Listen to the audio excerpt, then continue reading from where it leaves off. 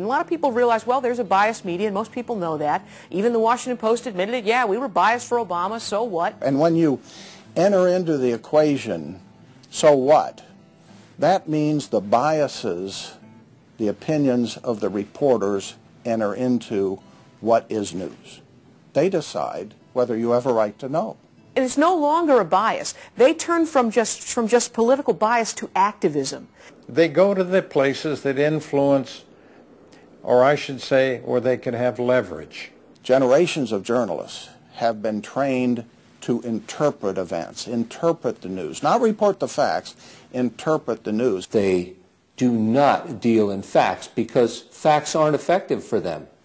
They have very few facts on their side. They've gone into and penetrated these major areas to where they can influence it in the direction they want to go. We've seen a massive shift away from old-fashioned objective news reporting to what he called interpretive reporting, what others call advocacy journalism.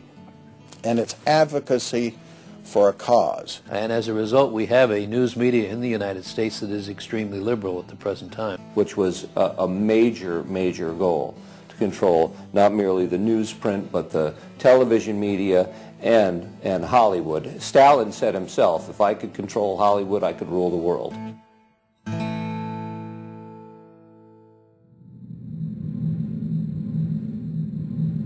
Children are always the first targets of anybody trying to bring down a system.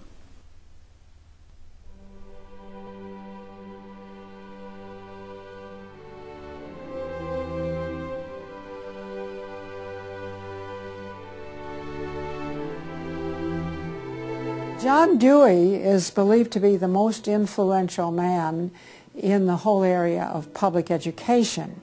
He went to Russia in 1928 to help study the Karl Marx way of education and bring it back to America. Dewey was an atheist. He was a socialist, a humanist. He was part of the Socialist Society in America, helped found that. What he believed in was that education should socialize the child to make him a willing tool of the state. It might be surprising to some that the man who is still idolized as the father of public education in America is the very man who did everything in his power to dumb down our children so that they would willingly accept his vision of a socialist America. It started with Dewey in the early 1900s. It expanded, really expanded since the 1960s. The hard left gets control of the teachers' unions and the training colleges.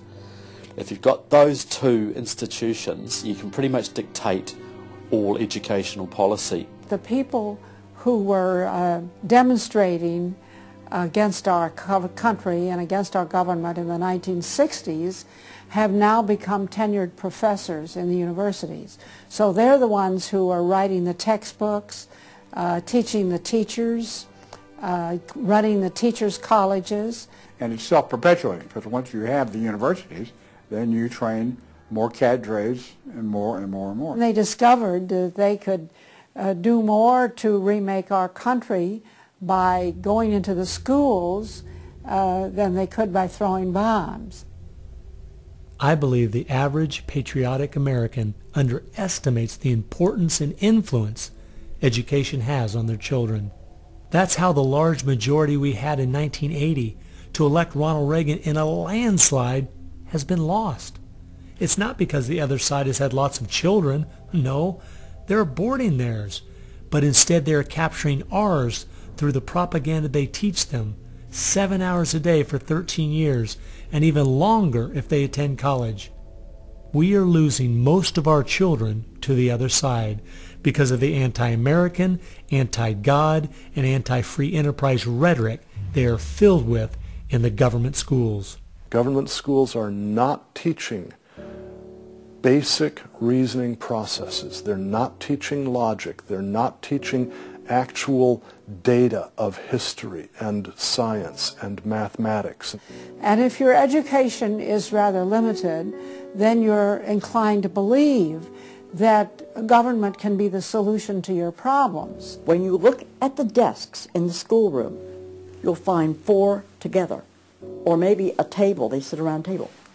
Independent desks are very rare in most classrooms because they don't want to promote the self-sufficiency, independence mindset. You go back to William Z. Foster in his book, Towards Soviet America, you will see how he has a whole chapter there on how we have to supplant education in this country and ultimately force every student to attend public school. That's the other thing. I hope the homeschoolers catch on to this. The homeschoolers and the Christian day school movement are going to have some very rough times ahead of them because the public school crowd cannot afford to have any competition. And they're being given plenty of competition by the homeschoolers right now. You see the effects of that in lowered educational standards. There's no more studying of the classics or studying of the civics or, you know, how the US Constitution was formed. It's all progressive education.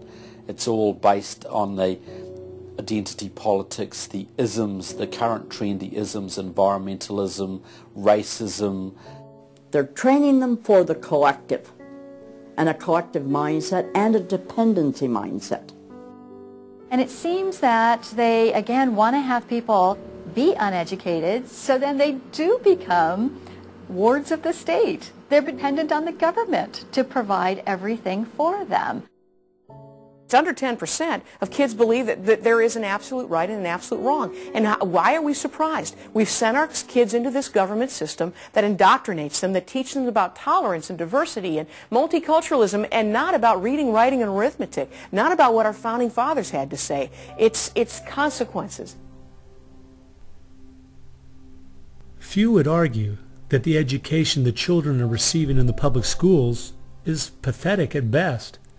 But with the amount of tax dollars we spend each year, over twice as much as it would cost to send the students to private school, why do we allow this to continue? The group that my investigation led me to, that seems dedicated to making sure the children don't get a good education, was a real shocker. The schools are pretty much controlled by the Teachers Union, the National Education Association. If you look at their platform and goals, you would think they were a socialist or almost communistic organization. They are for the entire feminist agenda, starting with abortion on demand, tax-funded abortions. They're for the whole gay rights agenda. They're for the whole globalism agenda. They are extremely anti-parent.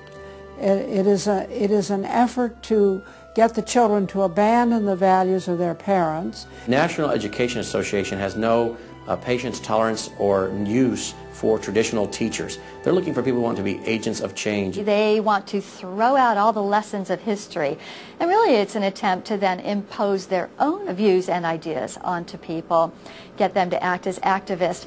If you control those institutions, then you can control everything else. It's all public schools, all for their jobs, and they have gotten behind all of the radical kinds of curriculum that's being introduced. They're for it 100%. They've had a tremendous effect on public education. It's not positive. We also see immorality being promoted through our schools. The kind of sex ed curriculum that is being used and paid for with our tax dollars would shock most parents.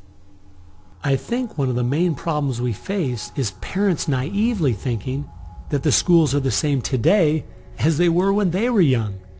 They don't realize there is a battle going on in this country for the hearts and minds of our children. The game is between 15 and 25 years of age. That's the whole game. If you're over 25, the chances are they're going to put a few pennies towards you to corrupt you. But their game right now is to corrupt the 15 to 25-year-olds or less. And right now they're down in the first grade with Heather Has Two Mommies, Daddy's Roommate, Gay Pride Parade, and now by 8th grade they'll pass out condoms in school colors because that's so patriotic. And it's perfectly obvious that you get a hold of the child early, you can change his values away from his parents' values and get him to follow you. And they're very open about saying that. The National Education Association has passed resolutions saying they want children from birth. Isn't that interesting? The Communist Manifesto also thought the state should take control of children.